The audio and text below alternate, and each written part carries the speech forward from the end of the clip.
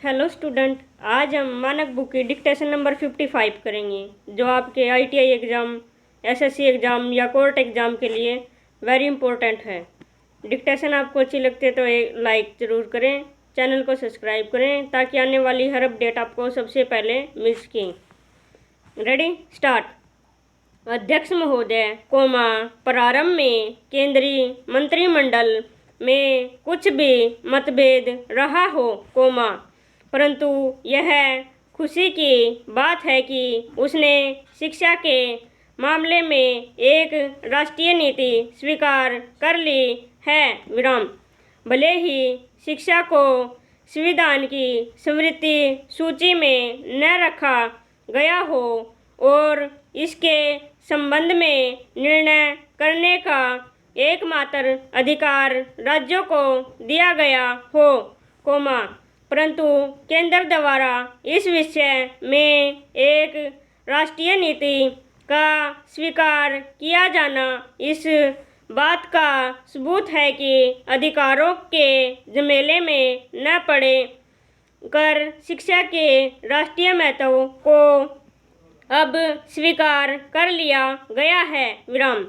वैसे इसमें कोई भी शक नहीं कि राष्ट्र के समुचित विकास एवं निर्माण में शिक्षा का जो स्थान है वह उसकी दृष्टि से उस विषय में एक राष्ट्रीय नीति अपनाकर देश से अनुभव किए जा रहे हैं।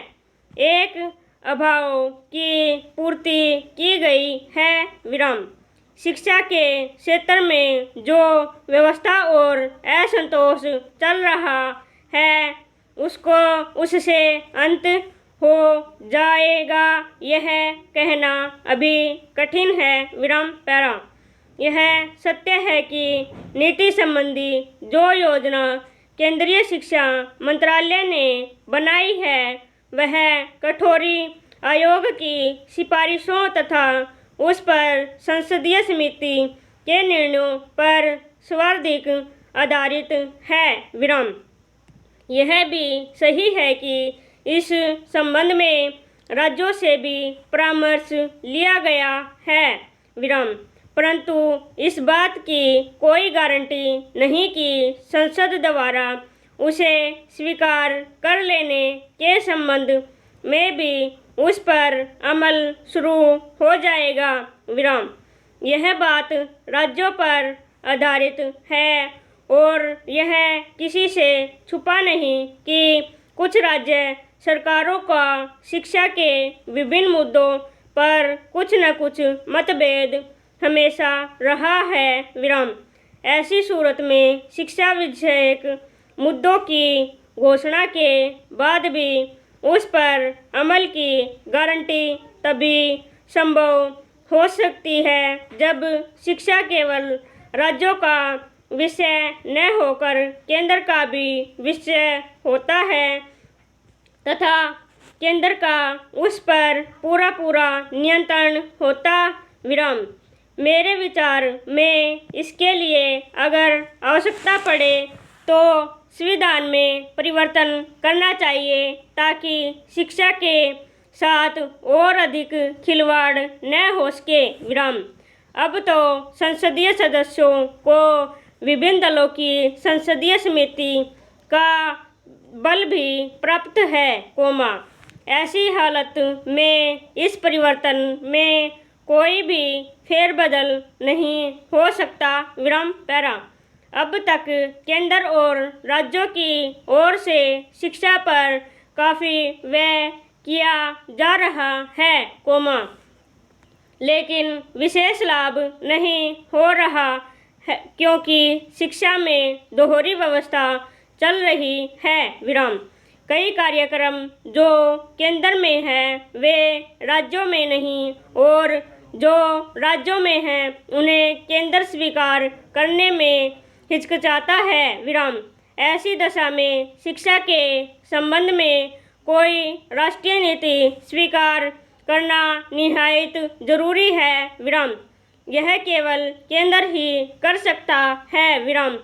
मेरा निवेदन यह है कि इसे जल्दी से जल्दी किया जाए विराम। इसके लिए केंद्र सरकार को यह देखना होगा कि कुल मिलाकर देश की आर्थिक स्थिति कैसी है, उसे ध्यान में रखकर शिक्षा के मद पर कितने प्रतिशत खर्च करना संभव हो सकेगा और फिर उसे शिक्षा का क्षेत्र में क्या उन्नति संभव है विराम। अगर हो सके तो इसके लिए एक निश्चित न्यूनतम अवधि निर्धारित की जाए विराम।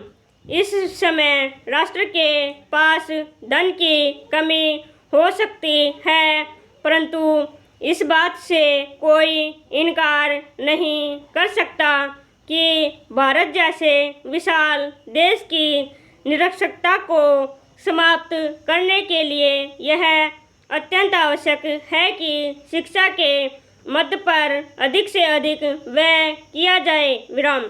क्रांति के बाद रूस में इस मद पर बहुत व्यय किया गया था और आज भी वह राष्ट्रीय आय का एक उल्लेखनीय भाग इसमें लगा रहा है विराम। स्टॉप।